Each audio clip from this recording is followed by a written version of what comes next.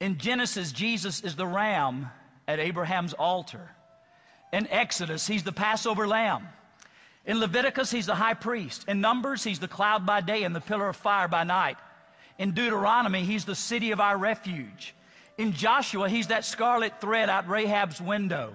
In Judges, he's our judge. In Ruth, he's our kinsman redeemer. In 1 and 2 Samuel, he's the trusted prophet. In the Kings and Chronicles, he's our reigning king. In Ezra, he's the faithful scribe. And in Nehemiah, he's the rebuilder of everything that is broken. In Esther, he's the Mordecai sitting faithful at the gate. In Job, he is our Redeemer that ever lives. In Psalms, he is my shepherd, and I shall not want. In Proverbs and Ecclesiastes, he's our wisdom. And in the Song of Solomon, he's the beautiful bridegroom. In Isaiah, he's the suffering servant. In Jeremiah and Lamentations, it is Jesus who is the weeping prophet. In Ezekiel, he's the wonderful four-faced man. And in Daniel, he's the fourth man in the midst of the fiery furnace. In Hosea, he is my love that is forever faithful.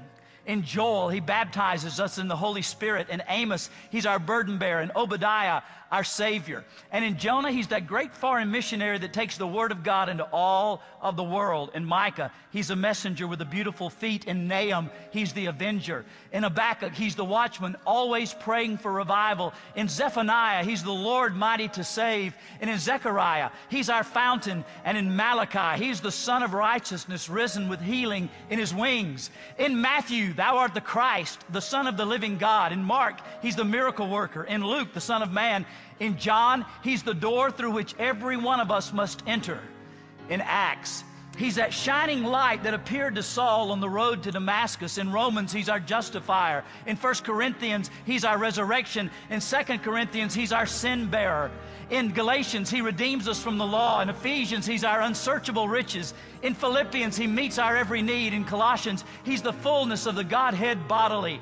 In 1 and 2 Thessalonians, he's the soon coming king. In 1 and 2 Timothy, he is the mediator between God and man. In Titus, he's the blessed hope. In Philemon, he's the friend that sticks closer than a brother. In Hebrews, he's the blood of the everlasting covenant. And in James, it is the Lord who heals the sick.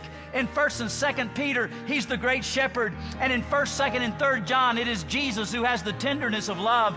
In Jude, he's the Lord that comes with 10,000 saints. And in Revelation, lift up your eyes, church, for your redemption draws nigh. He is King of kings and Lord of lords.